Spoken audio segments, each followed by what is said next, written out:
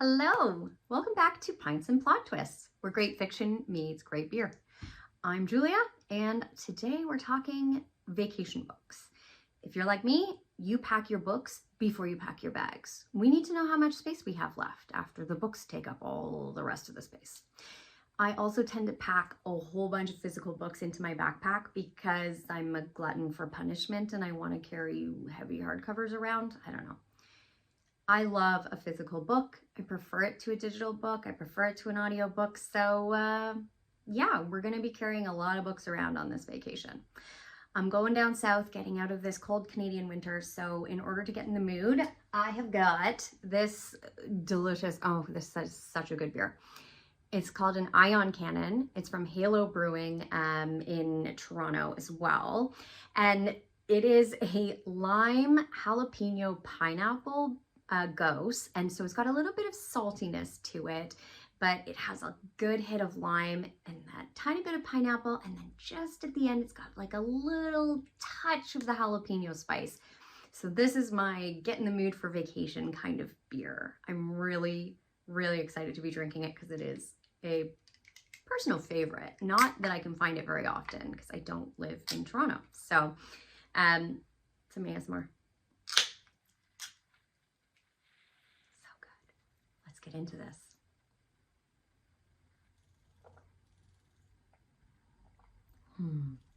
So good. I love a spicy beer.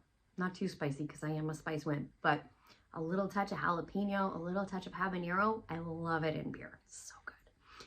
This is just right for getting ready to go down south. So these are the books I'm going to be packing in my suitcase and my backpack and my carry-on and everywhere that you can pack stuff is where I'll be putting my books.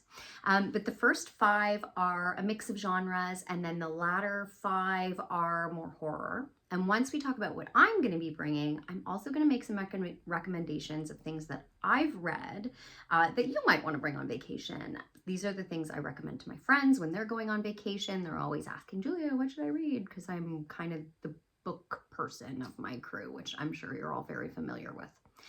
So let's get into it. The first 5, starting with this big beast, The Wayfinder by Adam Johnson. This one really seemed perfect for vacation on an island. It's about a Polynesian queen, or she becomes queen, and she has to go on a journey to save her people. So it's an ocean-faring book. It's about a journey, and that's what I'm doing. So I thought this would be perfect.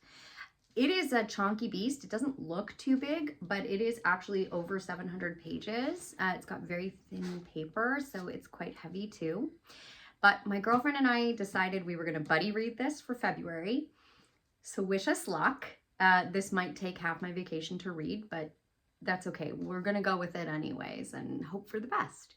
Next up is a little story time. I last summer went on a really nice weekend vacation to a resort, and I read this weird book called Kimmy, which was about a man who wears an AI suit and then actually becomes part of the AI robot suit that he's wearing. Kind of hard to explain, but Kimmy by Alison Greaves, and it was really great reading it by the pool.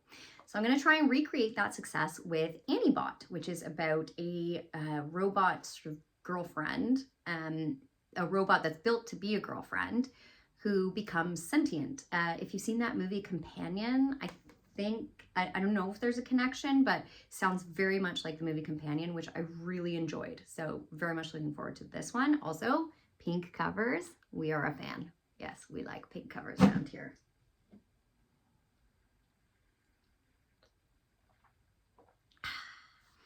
Next up, A Worthy Opponent by Katie Robert. This is smut. Yeah, you can't go on vacation without at least a little bit of smut. And my girlfriend suggested that I pick up some Katie Robert because she said, Julia, this is going to be right up your alley. So I saw this at the grocery store the other day and I thought, perfect, I'm going to pick it up. This is Tinkerbell and Captain Hook smut. That is completely bonkers, but I'm here for it. Next up is like the ultimate summery looking book here. It's My Friends by Frederick Bachman. And I have never read Frederick Bachman before, which I'm assured is a serious oversight. It's not really my typical genre of fiction. I'm not a huge sort of slice of life, small town coming of age kind of person unless it's in a horror setting. So I'm interested to see if I will like Bachman or not. And if I do, maybe I'll pick up the Beartown books. But this one I picked up last summer because everyone was talking about it. And I thought, oh, perfect. I'll read this right away. I'll get introduced to Frederick Bachman. But then I didn't pick it up right away, and then it was fall, and then it was winter, and I looked at the cover and I thought, no, that you can't read that in the winter unless you're sitting by a pool or the ocean. So we're gonna bring it on vacation. It's another chunky little beast of a book, but I think it's got the right vacation vibes for me. And my last non-horror book, although we're kind of genre slipping here, is The Thursday Murder Club by Richard Osman. And if you haven't heard about this book, where have you been?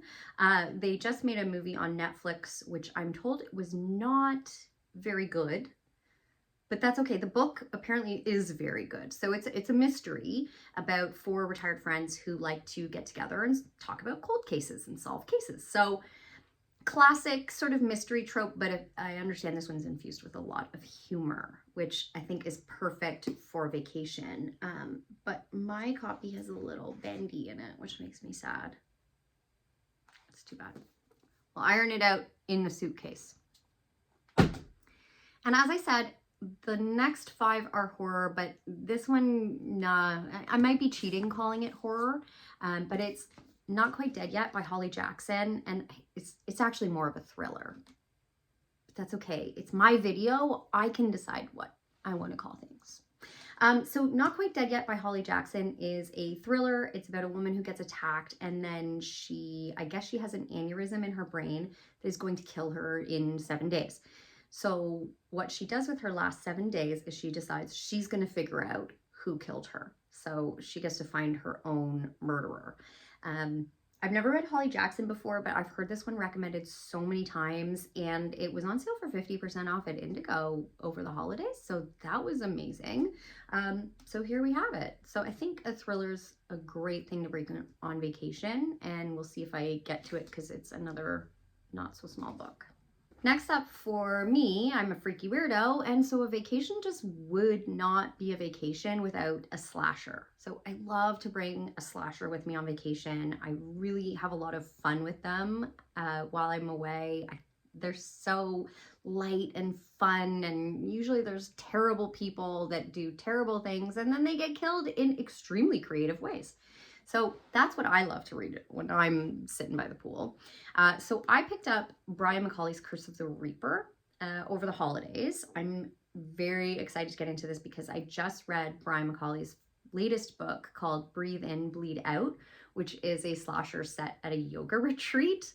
Amazing. I really enjoyed that book. And I did it for my In the Void book club, which is an awesome horror book club. So shout out to In the Void. Our last book club, we actually got to chat with Brian. So I got to ask him my questions about Breathe In, Bleed Out. And he was so gracious and so generous with his time. And so I thought, I've got to pick up Curse the Reaper. So this is about a washed up 80s TV star who gets together for sort of a reunion, but he goes maybe a little bonkers and starts killing everyone. So I think that sounds like so much fun. I'm really excited to get into this one. Next up is another hardcover. Again, Glutton from Punishment here, ready to carry all these around on my back. American Rapture by CJ Lead. And I did just talk about this in my last video, so I meant to read it in January. It's February now, and I did not get to it. So I'm gonna bring it with me and hope to read it. Some post-apocalyptic cult sex magic horror sounds right up my alley, and Maeve Fly is her first book, is one of my all-time favorite books. So looking forward to getting into this one, and you can learn a little bit more about it in my last video, which was my intro video, if you are interested. Second to last, certainly not least, is Hunted by Darcy Coates, which is a survival horror about a guy who goes to find his sister who's gone missing. So he goes into a forest to try and find his sister who's gone missing, but there's something or someone bad in this forest. So survival horror is kind of fun on vacation. I do tend to read a lot of it. Confession though, not this one. This one's been on 2 vacations with me. I brought it to Curacao last year, and then I also brought it to St. Lucia the year before. And I didn't read it either time. So hopefully third time's the charm. We'll try, we'll hope. Another chunky one. I just couldn't help myself this time. All the books I really want to read are big ones, but I think this is going to be a real page turner. I do have a bit of an up and down relationship with Darcy Coates. Her book, From Below, was the scariest book I've ever read in my entire life. I actually had to put it down before bed because I was so worried about getting nightmares, and my shoulders were up at my ears the whole time I was reading it. It scared the heck out of me. But then I read The Haunting of Lee Harker, and it bored the heck out of me. And so I'm a little up and down. Dead of Winter was great. Voices in the Snow, not so much. So we'll see. I've heard good things about Hunted. I'm hoping it's more on the good fun side of things. So, and the last book I'm stuffing into my suitcase is The Unworthy by Agustina Bastarrica, which is another post-apocalyptic religious, but no sex magic, I don't think. In this book about a sister in a sort of convent type thing who is trying to become enlightened. I talked about this one as well in my last book. It's one of the books I really want to read this year. And it fits that sort of religious horror that I really like and find quite scary.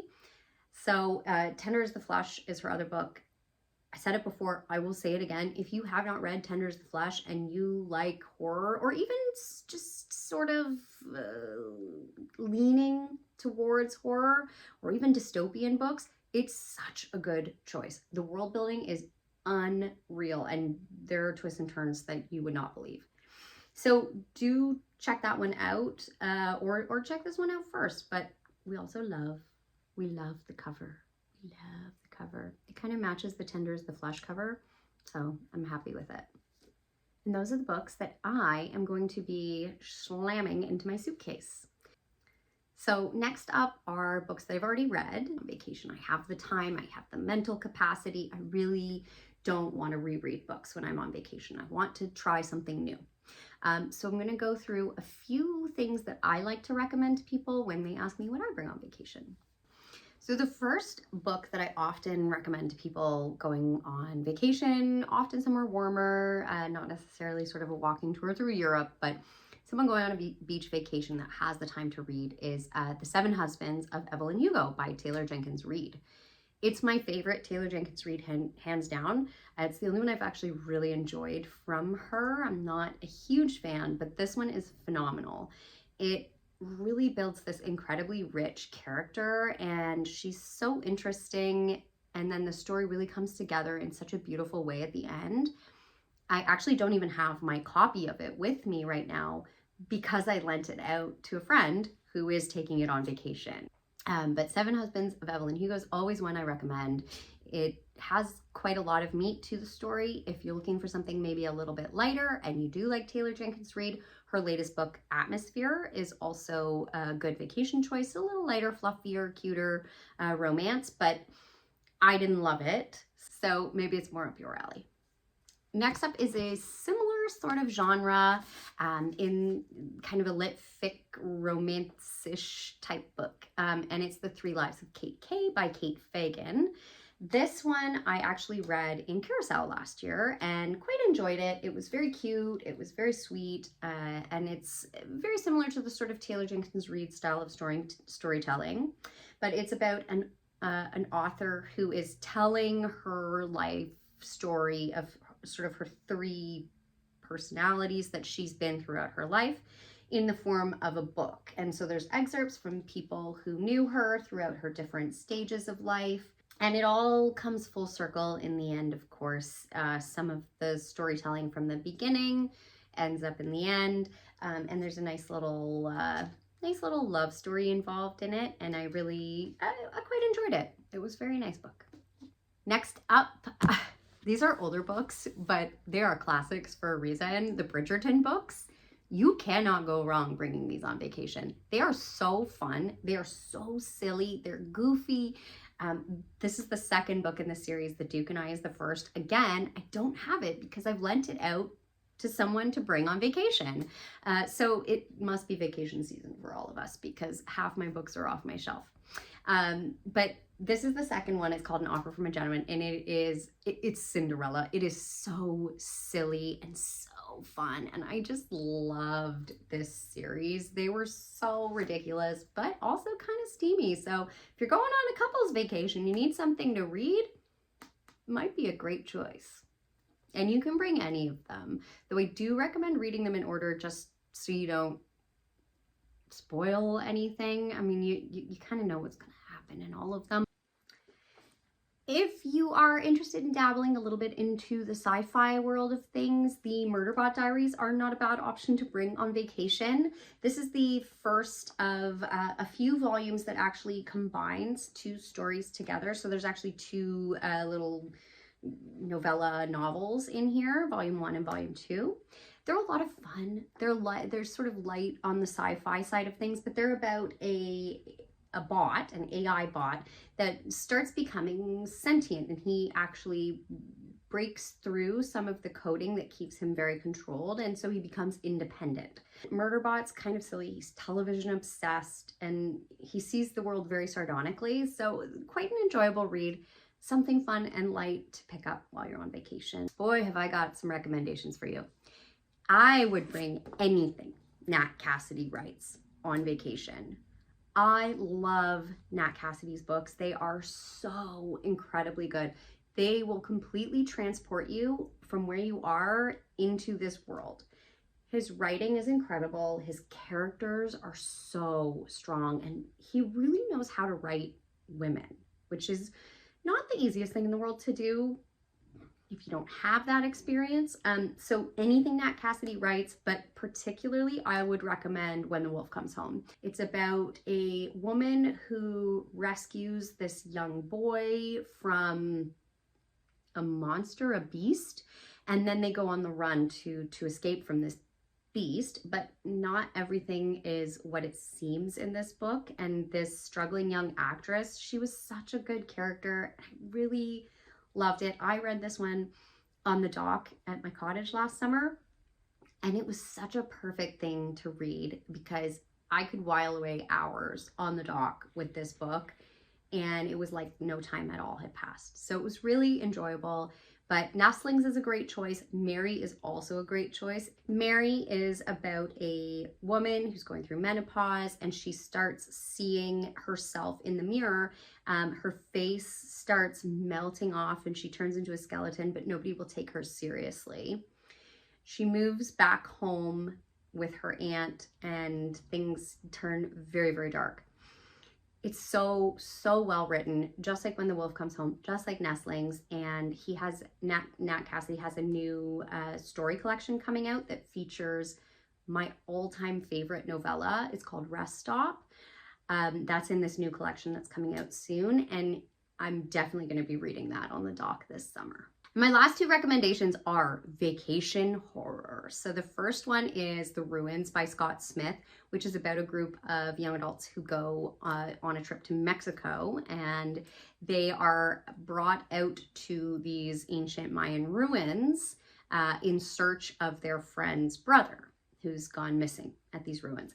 And oh boy, does it turn dark and scary and turns into a survival horror. And if you really enjoy people who maybe aren't the greatest, going through some terrible stuff, you might enjoy The Ruins. It's almost a horror classic now. Scott Smith is such an excellent writer, and this was such a great story.